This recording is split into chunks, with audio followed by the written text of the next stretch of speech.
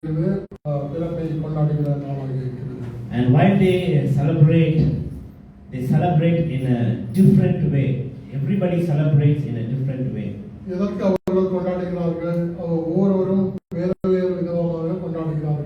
Amen. So Christmas today is being celebrated with many lights, gifts, foods, and many festivals. இந்த நாளைக்கு Christmas கொண்டாடுகிறவர்கள் லைட்களை போட்டும் புது உடைகளை உடைத்தும் அதே மாதிரி ஆகாரங்களை செய்தும் அவர்கள் கொண்டாடுகிறார்கள். And some places the Christmas is celebrated like keeping the cribs and worshipping the birth Jesus still as a baby. சிலர்கள் இப்பொழுதும் இயேசுவை ஒரு குழந்தையாக நினைத்து அவர்கள் கிறிப்புகளை வைத்து குடில்களை வைத்து அதிலே அலங்காரம் செய்து பொம்மைகளை வைத்து ஆராதிக்கிறார்கள். In this world there is many denominations and many churches where they celebrate in a different way. இந்த உலகத்திலே பார்க்கும் பொழுது अनेक ஸ்தாபனங்கள் சபைகள் இருக்கு, अनेक சபைகளின் கோட்பாடுகள் இருக்கிறது. அவர்கள் வெவ்வேறு விதமாக கிறிஸ்மஸை கொண்டாடுகிறார்கள் இருக்கிறார்கள். But in this situation we have to know who we are and how we are going to celebrate this Christmas. இந்த நாட்களிலே நாம் பார்க்கும் பொழுது நாம் எப்படி இந்த கிறிஸ்மஸை கொண்டாட வேண்டியவர்களாக இருக்கிறோம் என்று நாம் தெரிந்து கொள்ள வேண்டியவர்களாக இருக்கிறோம். Can I ask you one question, how we are going to celebrate? உங்களிடத்தில் நான் கேள்வி கேட்கட்டுமா, நீங்கள் எப்படி கிறிஸ்மஸை கொண்டாடுகிறீர்கள் என்று? எல்லாரும் ஒரு விதமா கொண்டாடுறாங்க, நீங்க எப்படி கொண்டாடுறீங்க? Many of them are celebrating in a different way. How we are going to celebrate? Any answers? ஏதாவது கேள்விகள்?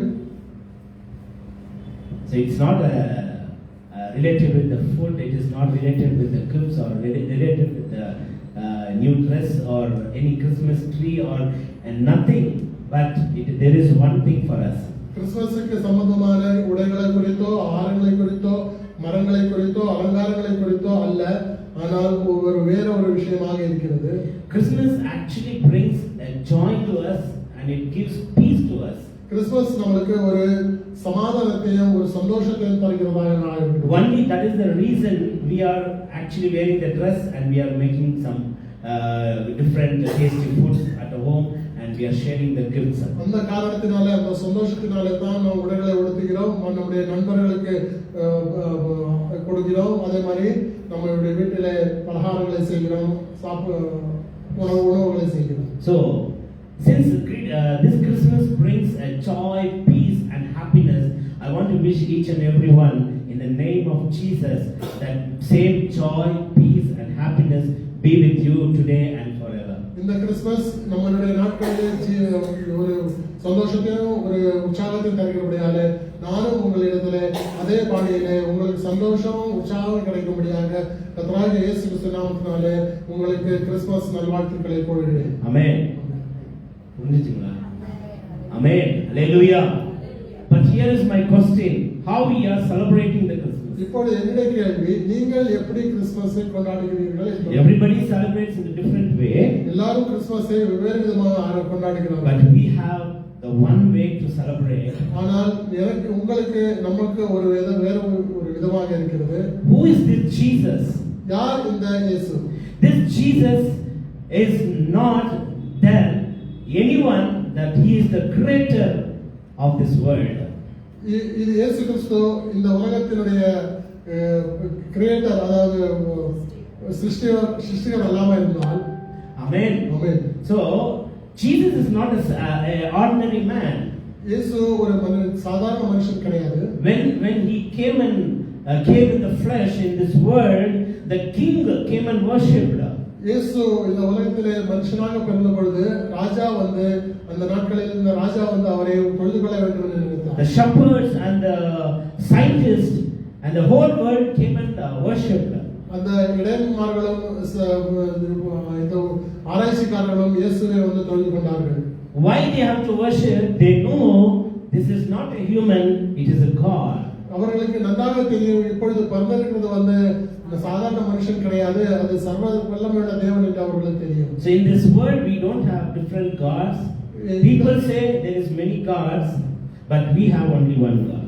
இந்த நாட்களிலே உலகத்திலே अनेक கடவுள்கள் இருந்தாலும் நமக்கு ஒரே ஒரு தேவன் கொடுக்கப்பட்டிருக்கிறார். So that's a word we read in Deuteronomy chapter 6:4. It says here, O Israel, the Lord your God is one God. அதைத்தான் நாம் உபாகமம் 6வது அதிகாரம் 4வது வசனத்திலே இஸ்ரவேலுக்கு நம்முடைய கர்த்தராகிய நம்முடைய தேவனாகிய கர்த்தர் ஒருவரே கர்த்தர் என்று வாசிக்கிறோம். So this one God came in the flesh. That is Christmas for us. இந்த ஒரே கடவுள் ஒரே கர்த்தர் மனிதனாக ஒரு மாம்ச சரீரத்திலே பிறந்தார் என்கிறது. So I think you know this beautiful answer for today. ஆகையால் உங்களுக்கு எல்லாருக்கும் தெரியும் இந்த அருமையான ஒரு பதிலை இந்த Why we are celebrating the Christmas? இந்த கிறிஸ்மஸ் நீங்கள் எதற்காக celebrate பண்ணுகிறீர்கள்? Christmas is to be celebrated because God became flesh and he became to save us. அந்த கிறிஸ்து அந்த தேவன் மாம்சமாக பிறந்து நம்மை காப்பாற்ற வேண்டும் நம்மை ரட்சிக்க வேண்டும் என்பதற்காக தான் இந்த உலகத்திலே பிறந்தார் என்று நாம் கிறிஸ்மஸை கொண்டாடுகிறோம். So I want to bring some words from Bible what Christmas says. வேதாகமத்திலிருந்து கிறிஸ்மஸை குறித்து நாம் சில வார்த்தைகளை எடுத்து பார்ப்போம். Number 1, Christmas confirms God is both in spirit and visible. நாம் முதலாவதாக தெரிந்து கொள்ள வேண்டியது தேவன் நமக்கு கண்களுக்கு தெரிந்தவராக இருக்கிறார், அவர் உண்மையுள்ளவராக இருக்கிறார். God is invisible in nature, yet he is visible himself in the world. அவர் கண்களுக்கு காணக்கூடாதவராக இருந்தாலும் இந்த உலகத்திலே காணப்பட்டார். So Christmas is God stepping into this time and space. இந்த காலத்திலே அவர் வந்த அந்த நேரத்தையும் குறித்ததான கிறிஸ்மஸ். John chapter 4:24 says, யோவான் எழுதின சுவிசேஷம் 4வது அதிகாரம் 4வது வசனம் சொல்கிறது, God is spirit. தேவன் ஆவியாக இருக்கிறார். Amen. Can somebody read? யாராவது வாசிக்க முடியுமா? யோவான் 4:24. தேவன் ஆவியாய் இருக்கிறார். தேவன் ஆவியாக இருக்கிறார். அவரை தொழுது கொள்ளுகிறவர்கள் ஆவியோடும் உண்மையோடும் அவரை தொழுது கொள்ள வேண்டும். So the word of God says God is spirit. தேவனுடைய வார்த்தை சொல்கிறது தேவன் ஆவியாக இருக்கிறார். So those who worship should worship in spirit and truth. ஆராதிக்கிறவர்கள் ஆவியோடும் உண்மையோடும் ஆராதிக்க வேண்டும் என்று எழுதப்பட்டிருக்கிறது. When God is spirit, how can we see God? தேவன் ஆவியாக இருக்கும் பொழுது நாம் தேவனை எப்படி பார்க்க முடியும்? John chapter 1:18 says, யோவான் சுவிசேஷம் 1வது அதிகாரம், no man has seen God at any time. தேவனை ஒருவன் ஒரு காலம் கண்டதில்லை என்று சொல்கிறது. He declares by himself, Jesus declares himself, saying that no man has seen God. இயேசு கிறிஸ்து தம்மை குறித்தே சொல்கிறார், ஒருவரும் இந்த நாட்களிலே தேவனை பார்த்ததில்லை. You know why? Because God is spirit. ஏனென்றால் தேவன் ஆவியாக இருக்கிறார். Amen. Can we read Hebrews chapter 1:3?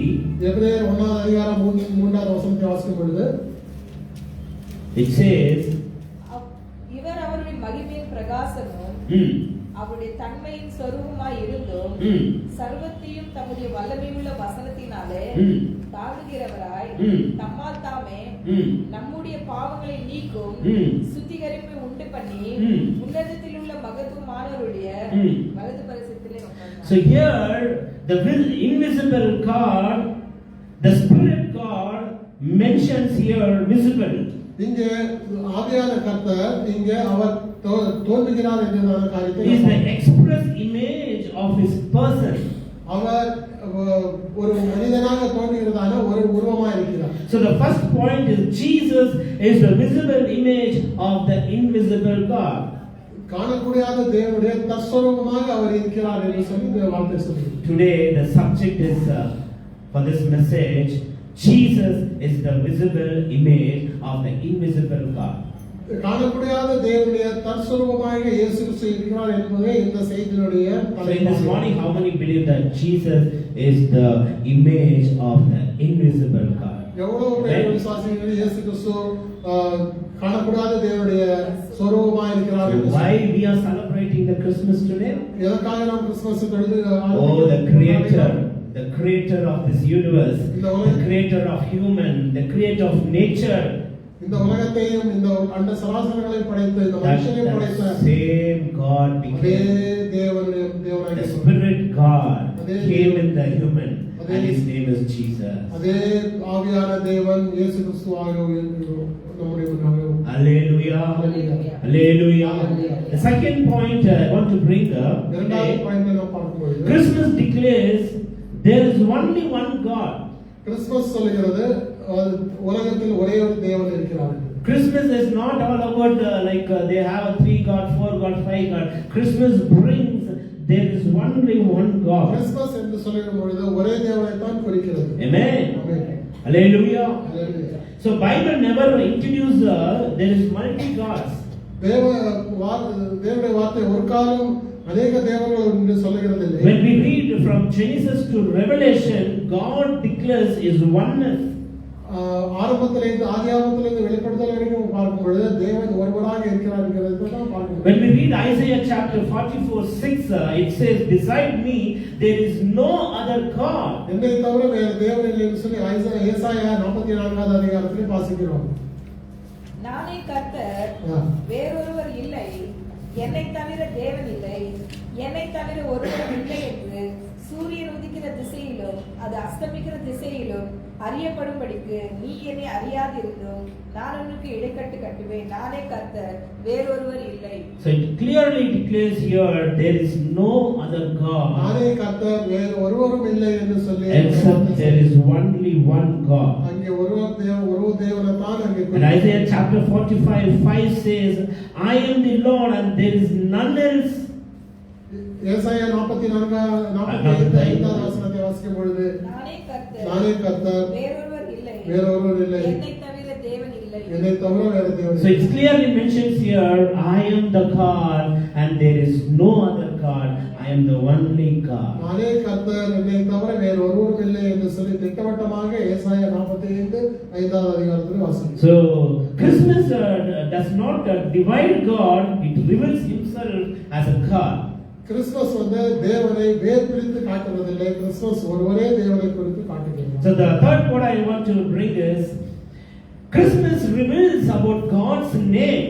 Christmas தேவனுடைய பெயரை வெளிப்படுத்துவதாக இருக்கிறது. Amen. There is one God ஒரே தேவனாக இருக்கிறார். and not remain unknown. ஆனால் அது நமக்கு அநேக விஷயங்களாக அது தெரியாமல் இருக்கிறது. The one God did not remain unknown. அவர் தம்மை வெளிப்படுத்தாமல் இருக்கவில்லை. He revealed himself to this world by his name. அவருடைய பெயராலே இந்த உலகத்திலே அவர் தம்மை வெளிப்படுத்தினார். When prophet Isaiah says in Isaiah chapter 9:6, ஏசாயா 9வது அதிகாரம் 6வது வசனத்தை நான் வாசிக்கும் பொழுது he says his name is called Mighty God, Everlasting Father. அவருடைய பெயர் நித்திய பிதா, வல்லமையுள்ள தேவன் என்று சொல்கிறது. நமக்கு ஒரு பாலகன் பிறந்தார், நமக்கு ஒரு குமாரன் கொடுக்கப்பட்டார், கர்த்தத்துவம் அவர் தோளின் மேல் இருக்கும்.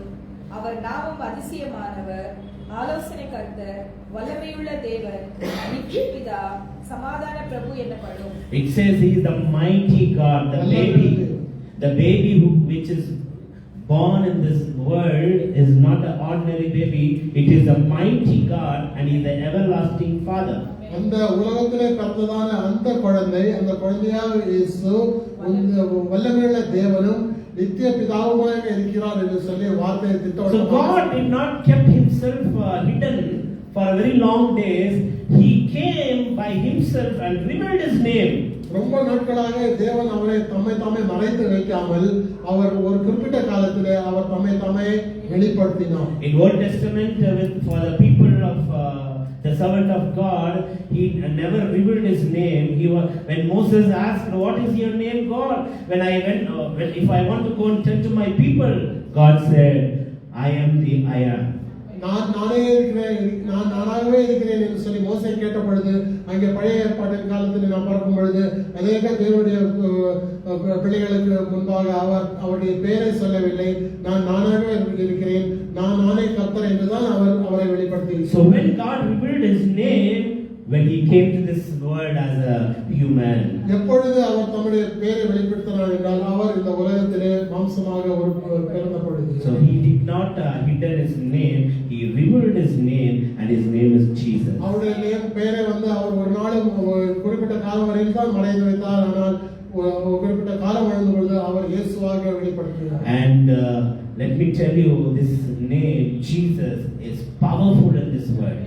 நாம் இயேசு கிறிஸ்துவை குறித்து சொல்லும் பொழுது அவர் வல்லமையுள்ள தேவனாய் He says, you can ask anything in my name and I will give it to you. என்னுடைய நாமத்தில் நீங்கள் எதை கேட்டாலும் அதை நான் தருகிறேன் என்று சொல்லி வாக்குத்தத்தம் சொல்லுகிற கர்த்தர் அவர். And he says, in my name you will curse the devils. என்னுடைய பெயரினாலே நீங்கள் பிசாசுகளை துரத்துவீர்கள். You will heal in my name. வியாதியஸ்தர்களை சுஸ்தமாக்குவீர்கள். And you will be baptized in my name. நீங்கள் என்னுடைய நாமத்தினாலே ஞானஸ்நானம் You will be forgiven in my name. என்னுடைய நாமத்தினாலே உங்களுக்கு பாவ மன்னிப்பு கிடைக்கிறதாக இருக்கிறது. That name is most powerful than any name in this world. இந்த உலகத்தில் இருக்கிற எல்லா பெயர்களை காட்டிலும் மிகுந்த வல்லமையான பெயராக அந்த பெயராக இருக்கிறது. So the fourth point I want to bring it to you is நான்காவது பாயிண்டை நான் பார்க்கும்போது Christmas points on to the cross. Christmas வந்து ஒரு சிலுவையை குறித்து காட்டுகிறது. So Jesus, from the beginning, when we see there was a purpose for each and everything in this world. ஒவ்வொரு காரியத்துக்கும் இயேசு வந்த பொழுது ஒவ்வொரு காரியத்துக்கும் ஒவ்வொரு நோக்கம் ஆனது இருந்து கொண்டே இருந்தது. So Jesus had a purpose to come into this world.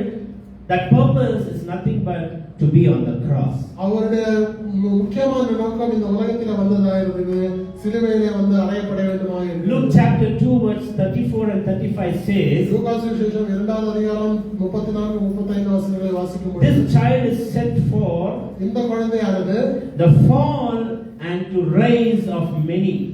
அநேகர்களை கீழே அநேகர் விழுகிறதுக்கும் அநேகர் எழும்புகிறதுக்குமான காரணமாக இருக்கிறது. Luke chapter 2 34 and 35. பின்னும் சிமியோன் அவரை ஆசீர்வதித்து அவருடைய தாயாகிய மரியாளை நோக்கி, இதோ அநேகருடைய இருதய சிந்தனைகள் வெளிப்படத்தக்கதாக இஸ்ரவேலில் அநேகர் விழுகிறதற்கும் எழுந்திருக்கிறதற்கும் விரோதமாய் பேசப்படும் அடையாளமாவதற்கும் இவர் நியமிக்கப்பட்டிருக்கிறார். Amen. So Jesus points to the cross. The human, whoever falls, to raise them, Jesus came into this world. அதாவது இந்த உலகத்தில் இயேசு கிறிஸ்து எதுக்கு வந்தார் என்று சொன்னால் கீழே விழுந்ததான நபர்களை மேலே எழுப்பக்கூடியதான ஒரு நோக்கத்துக்காக அவர் வந்தார். So how it points to the cross? Jesus, when he came as a lamb of God. அவர் ஒரு ஆட்டுக்குட்டியாக இந்த உலகத்தில் வந்தார். That's what John chapter 1:29 says.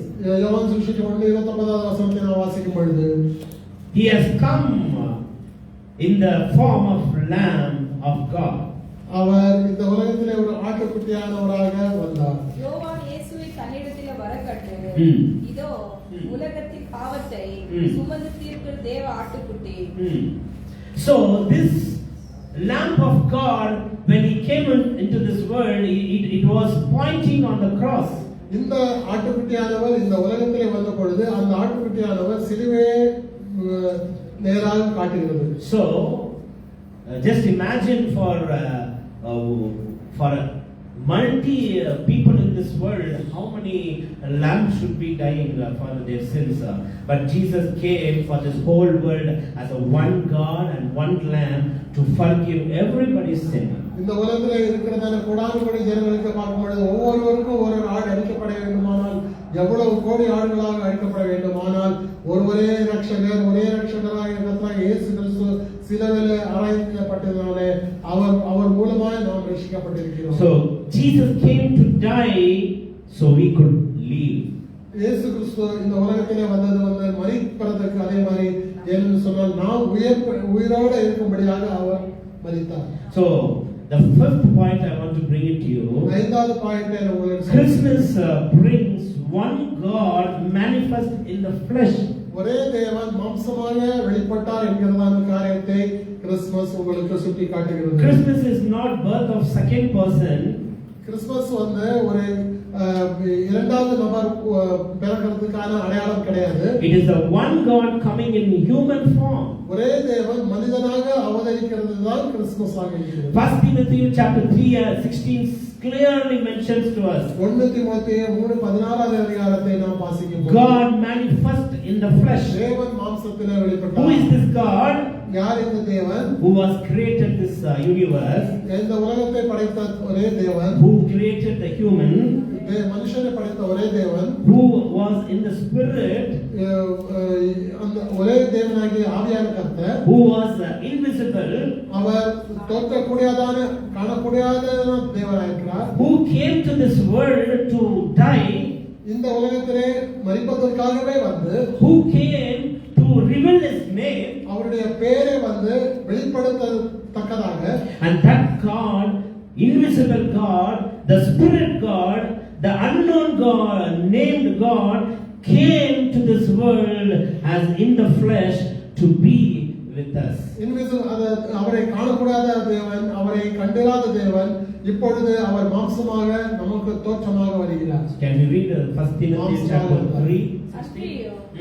தேவ பக்திக்குரிய ரகசியமானது யாவரும் ஒப்புக்கொள்ளுகிறபடியே மகா மேன்மை உள்ளது.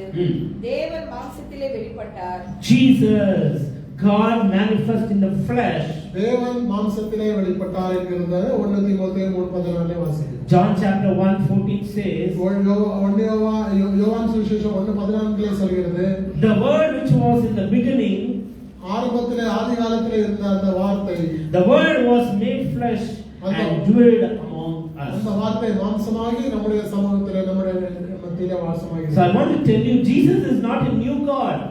இயேசு வந்து ஒரு புதிய தேவன் கிடையாது. Jesus is not the second person who came and born in this world.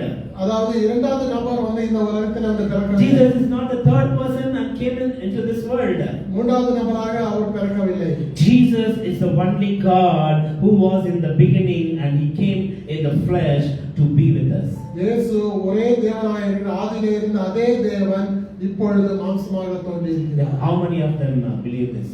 நீங்கள் எவ்வளவு பேர் இதை விசுவாசிக்கிறீர்கள்? Can you shout one amen? ஒரு ஆமென் சொல்ல முடியுமா? Hallelujah. ஹalleluya சொல்ல முடியுமா? Hallelujah. Hallelujah. So Jesus is same yesterday, today and forever. கர்த்தராகிய இயேசு நேற்றும் இன்றும் என்றும் மாறாதவராய் இருக்கிறார். And the sixth point I want to bring it to you. ஆறாவது காரியத்தை நாம் பார்க்கும்போது, Jesus is the fullness of the one God. ஒரே தேவனுடைய பரிபூர்ணமாக அவர் இருக்கிறார். Colossians 2 chapter 9 says, கொலோசியர் 2வது அதிகாரம் 9வது வசனம். Can somebody read in English also? Colossians chapter 2 verse 9. He dwelleth all the fullness of Godhead bodily. தெய்வத்துவத்தின் சம்பூர்ணமான தேவத்துவத்தின் பரிபூர்ணம் எல்லாம் சரீர பிரகாரமாக அவருக்குள் வாசமாய் இருந்தது. So it talks about Jesus who was in this world.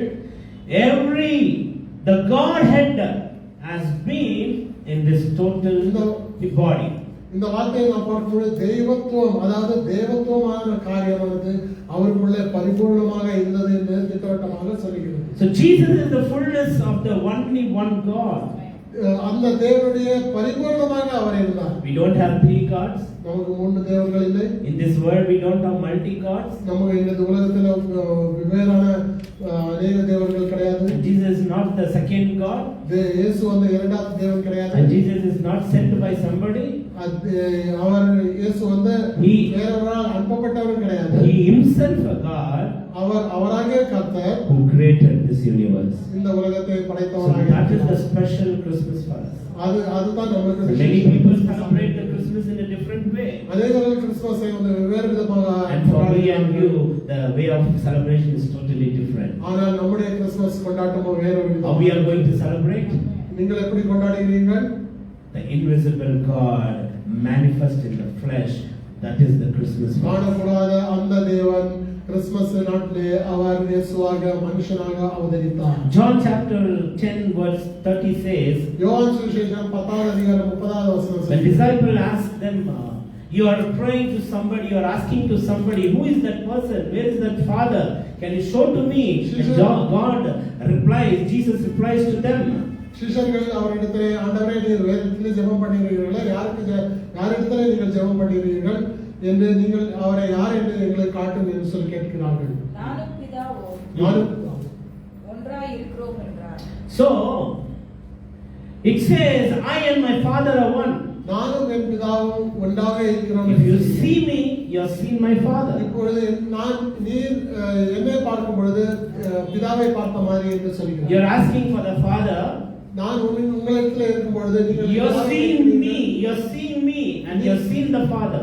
நீங்கள் என்னை பார்க்கும் பொழுது பிதாவை கண்டீர்கள். நீங்கள் என்னை காணும் பொழுது how when I am there in the flesh, how can I show my Father? நான் மாம்சமாக உங்கள் சமூகத்தில் இருக்கும்போது நான் எப்படி பிதாவை காட்ட முடியும்? Jesus says, I and my Father are not two people. Jesus says, I and my Father are one. நானும் என்னுடைய பிதாவும் இரண்டு பேர்கள் அல்ல, இரண்டு நபர்கள் அல்ல, நானும் என் பிதாவும் ஒருவராகவே இருக்கிறோம். In this English word, it's we can differentiate the word. We both are staying together and we are one together. That different word it says, but this word shows that me and Father not staying together, we are one. அதாவது நானும் சகோதரர்கள் வெவ்வேறாக இருக்கிறோம் என்று சொல்லி அப்படி இங்கிலீஷ்ல நான் வாசிக்கிறது தோன்றும். ஆனால் அப்படி அல்ல, நானும் என் பிதாவும் ஒருவராகவே இருக்கிறோம் என்பதுதான் அதனுடைய பொருள். How many can say amen? So Jesus is not 3 person or 4 person. He is the only one God. அவர் மூன்றாவது நபரும் கிடையாது, நான்காவது நபரும் கிடையாது. அவர் ஒரே தேவனாக இருக்கிறார். So this is Christmas. God did not send someone else. தேவன் வேறு நபரை அவர் அங்கே அனுப்ப கிடையாது. He came himself. அவராக தாமாகவே வந்தார். That is the Christmas for us. அதுதான் கிறிஸ்துமஸ் ஆகும். So I want to bring the last point to you. ஏழாவது பாயிண்ட் உங்களுக்கு நான் Why did the one God came? எதனால் ஒரே தேவன் வந்தார்? Matthew chapter 1:21 says, மத்தேயு 1வது அதிகாரம் 21வது வசனத்தை நான் வாசிக்கும் பொழுது, Jesus came to save his people. தேவன் இந்த உலகத்திலே ரட்சிக்கிறதுக்காக வந்தார். இயேசு வாசிங்க. அவருக்கு இயேசு என்று பெயரிடுவாயாக. ஏனெனில் அவர் தமது ஜனங்கள் பாவங்களை நீக்கி அவர்களை ரட்சிப்பார். So this one God who was in the spirit, who was invisible, came to this world, who was not revealed his name and revealed to us when he came. Why he has come to this world? Why did one God came? To save the people. இந்த தேவன் காணக்கூடாத தேவன், காண முடியாத தேவன் எதற்காக மாம்சத்திலே வந்தார் என்று சொன்னால் தமது ஜனங்களை பாவத்திலிருந்து விலக்கி பாதுகாக்க வேண்டும் என்று சொல்லினார். Save from what? எதிலிருந்து ரட்சிக்க வேண்டும்? From the sin, பாவத்திலிருந்து, from the eternal hell, நித்திய நரகத்திலிருந்தும், and from the idol worship. விக்கிரக ஆராதனையிலிருந்தும். So God came to this world to reveal himself and to save his people from the sin. இந்த உலகத்திலே தம்முடைய ஜனங்களை ரட்சிக்க வேண்டும் என்று அவர் வந்தார். Luke chapter 19 verse 10 says, லூக்கா 19வது வசனத்தை வாசிங்க. The Son of Man has come to not has come to seek and save, and which was lost. வாசிங்க 19:10. இழந்து போனதை தேடவும் ரட்சிக்கவும் மனுஷகுமாரன் வந்திருக்கிறார் என்றார். So why Jesus came into this world? எதற்காக இயேசு வந்தார்? Why the creator God came into this world? இழந்து போனதை To தேடவும், save his people and to seek the lost. இழந்து போனதை தேடவும் அவர் வந்தார், ரட்சிக்கவும் வந்தார். Amen. Amen. Amen. So Jesus Christ is the only God who can save his people. தேவன் இங்கே தம்முடைய பிள்ளைகளை ரட்சிக்கிறதுக்காக அவர் வந்தார். So when he was talking to people, he was telling that Abraham was very much desired to see my day, and he was very much glad and he was seeing me. Abraham என்னை பார்த்தான், கண்டு களிகூர்ந்தான் என்று வார்த்தை சொல்கிறது. And the disciples asked, you were not at 50, how you can say Abraham has seen your day? இன்னும் நீங்கள் 50 வயது கூட உங்களுக்கு ஆகவில்லை, எப்படி நீர் ஆபிரகாமை பார்த்தீர்கள் என்று சொல்லியிருக்கிறார். And you know, Jesus boldly answered to the people and said, Abraham seen my day because I was before Abraham. Abraham இருக்கிறதுக்கு முன்பாகவே நான் இருக்கிறேன், ஆபிரகாம் என்னை கண்டான், களிகூர்ந்தான் என்று சொல்லி வார்த்தை சொன்னார். We have seen Jesus, we are seeing Jesus in spirit. நாம் கிறிஸ்துவை ஆவியாக நாம் பார்த்திருக்கிறோம். And 2000 years before, people of this world seen Jesus as a baby. 2000 வருஷத்துக்கு முன்பாக இயேசுவை ஒரு குழந்தையாக ஜனங்கள் பார்த்திருக்கிறார்கள். But when he was doing the ministry, he says, Abraham seen my day and I was before Abraham. அவர் ஊழியத்தை இந்த உலகத்தில் செய்யும் பொழுது ஆபிரகாம் என்னை பார்த்தான் கண்டுகொண்டான் என்று சொல்கிறார். உங்கள் பிதாவாகிய ஆபிரகாம் என்னுடைய நாளை காண ஆசையாய் இருந்தார், கண்டும் களி கூர்ந்தான் என்றார். அப்பொழுது யூதர்கள் அவரை நோக்கி, உனக்கு இன்னும் 50 வயதாகவில்லையே, நீ ஆபிரகாமை கண்டாயோ என்றார்கள். அதற்கு இயேசு, ஆபிரகாம் உண்டாகுவதற்கு முன்னமே நான் இருக்கிறேன் என்று மெய்யாகவே உங்களுக்கு சொல்லுகிறேன் என்றார். In this Christmas day, how many of them believe this word of God? இந்த வார்த்தையை எவ்வளவு பேர் அப்படியே ஏற்றுக்கொள்கிறார்கள்? Jesus was before Abraham. இந்த வார்த்தையை அப்படியே விசுவாசிக்கிறார்கள். He was invisible. அவர் காணக்கூடாதவராய் இருந்தார். He was unknown named. அவருக்கு பேராக தெரியாத இருந்தது, தெரியாததா. And he was spirit. அவர் ஆவியாக இருந்தார். He was word. அவர் வார்த்தையாக இருந்தார். And he came into this world to reveal himself. இந்த உலகத்தில் அவரை வெளிப்படுத்துவதற்காகவே அவர் வந்தார். He gave his name. அவர் தம்முடைய பெயரை கொடுத்தார். He saved his people. அவருடைய பிள்ளைகளை ரட்சித்தார். He came to seek the lost. அவர்கள் இழந்து போனவர்களை ரட்சிக்கிறதுக்காக வந்தார். And the reason he came to this world, not even one person should go to the hell. Everybody should be saved. ஒருவரும் கெட்டு போகாமல் நித்திய ஜீவன் அடைய வேண்டும் என்று சொல்லி அவர் வந்தார். So this morning, இந்த காலை வேளையிலே people celebrate in a different way. ஜனங்கள் வேறு விதமாக கிறிஸ்துமஸை So கொண்டாடுகிறார்கள். how many of them believe this? We are celebrating the Christmas that invisible God came in as a visible. This is the special Christmas for us. அதாவது அந்த காணக்கூடாத தேவன் இப்பொழுது மாம்சமா வந்திருக்கிறார் என்று சொல்லி இந்த கிறிஸ்துமஸ் நாளிலே எவ்வளவு பேர் விசுவாசிக்கிறீங்க? Hallelujah. Hallelujah. So Christmas, let me go through. Christmas confirms God is both spirit and visible. Christmas வந்து எதை கொடுக்கிறது என்று சொன்னால் காணக்கூடாத தேவனையும் காணுகிறதான தேவனையும் காட்டுகிறது. Christmas declares there is only one God. Christmas வந்து ஒரே தேவனாய கர்த்தரை குறித்து சொல்கிறது. Christmas reveals about God's name. Christmas வந்து தேவனுடைய பெயரை காட்டுகிறது. Christmas points to the cross. Christmas வந்து சிலுவையை காட்டுகிறது. Christmas it mentions about God manifest in the flesh. Christmas வந்து தேவன் மனுஷனாக அவதரித்தார் என்பதற்காக சொல்கிறது. Jesus is the fullness of the one God. தேவன் இந்த சம்பூர்ண தெய்வத்துவத்தின் சம்பூர்ணமானது அவரிலே வெளிப்பட்டது. And lastly, Christmas asked about why did God, this one God, came இந்த தேவன் எதற்காக வந்தார் என்று சொல்லி இந்த to Christmas save you and me. நீ உன்னை என்னை ரட்சிக்கிறதுக்காக வந்தார். Are we really worshiping Him with the truth and spirit? நாம் உண்மையாகவே ஆவியோடு உண்மையோடு ஆராதிக்கிறோமா? While worshiping, are you know that whom you are worshiping? நாம் ஆராதிக்கும் பொழுது நாம் யாரை ஆராதிக்கிறோம் என்று சொல்லி உங்களுக்கு நிச்சயம் இருக்கிறதா? Are you worshiping just like that, like other people? மற்றவர்கள் ஆராதிக்கிறது போல அப்படியே ஏதோ ஒரு சடங்காச்சாரமா நீங்க ஆராதிக்கிறீர்களா? Are you worshiping with you are believing He is the true God? அவரே தேவன் என்கிற விசுவாசத்தோடு நீங்கள் ஆராதிக்கிறீர்களா? Today, Christmas is all about the only one God. இன்னைக்கு கிறிஸ்துமஸ் ஆகிறது ஒரே கிறிஸ்து ஒரே தேவனை. Jesus is the visible image of the invisible God. ஒரே தேவனுடைய தத்ஸ்வரூபம் அவர் காணக்கூடாத தேவனுடைய தத்ஸ்வரூபமாக இருக்கிறார். So we are not celebrating only the birth of Christmas. நாம் கிறிஸ்துவுடைய பிறப்பை மட்டும் கொண்டாடவில்லை. We have to celebrate who is this God. நாம் யார் என்கிறதான காரியத்தை மனசிலே வைத்து கொண்டாட வேண்டும். Amen. We are not celebrating only the birthday of the Christ Jesus. நாம் கிறிஸ்துவுடைய பிறப்பை மட்டும் நான் நினைத்து பார்க்க கொண்டாட வேண்டும். We have to celebrate why He has come, from where He has come, who is He. அவர் எங்கிருந்து வந்தார், அவர் எதற்காக வந்தார், அவர் யார் என்கிறதான காரியங்களை நிச்சயத்தோடு நாம் கொண்டாட When வேண்டும். you celebrate that, நீங்கள் அப்படி கொண்டாடும் பொழுது I can say that is the true Christmas. அது உண்மையான கிறிஸ்துமஸ் ஆக இருக்கும். So how many of them are going to celebrate today the real Christmas?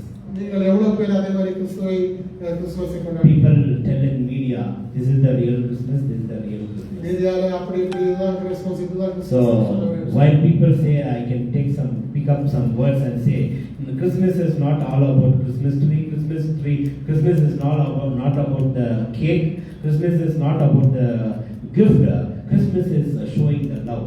அதாவது கிறிஸ்துமஸ் ஆக இருக்கிறது ஜனங்களுக்கு வெவ்வேறு விதமாக தோன்றினாலும் கிஃப்ட்களை கொடுக்கிறதும் கேக்குகளை சாப்பிடுகிறதும் உடைகளை உடைக்கிறதும் அதே மாதிரி ட்ரீகளை வைக்கிறதுமாக இருந்தாலும் அது ஒரு உலக பிரகாரமான காரியங்கள் இருந்தாலும் நாம் அன்பை குறித்ததான ஒரு காரியத்தை நிச்சயம் உள்ளவர்களாக So people say Christmas is all about showing love to people.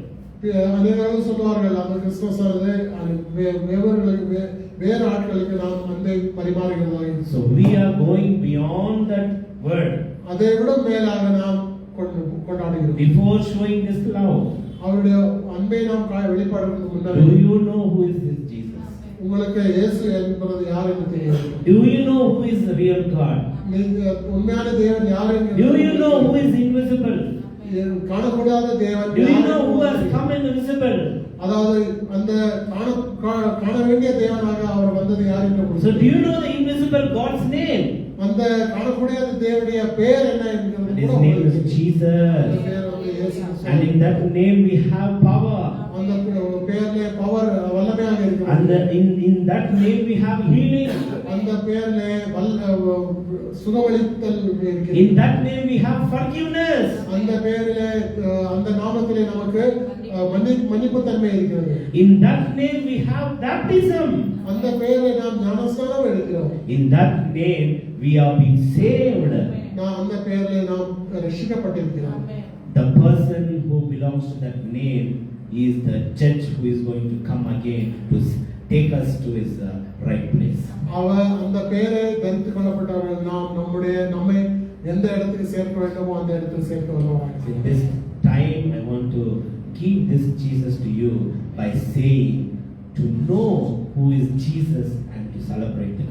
ஆகையால் நீங்கள் கிறிஸ்துமஸை கொண்டாடும் பொழுது உங்களுக்கு நான் சொல்கிறேன், நீங்கள் கிறிஸ்து யார் என்று இயேசு கிறிஸ்து யார் என்பதான நிச்சயம் உங்களுக்கு இருக்க வேண்டும் என்று சொல்லி. Jesus is the invisible image of the visible image of the invisible God. அவர் காணக்கூடாத தேவனுடைய தற்ஸ்வரூபமாக இருக்கிறார். God bless you. தேவனுடைய ஆசீர்வாதம். Thank you.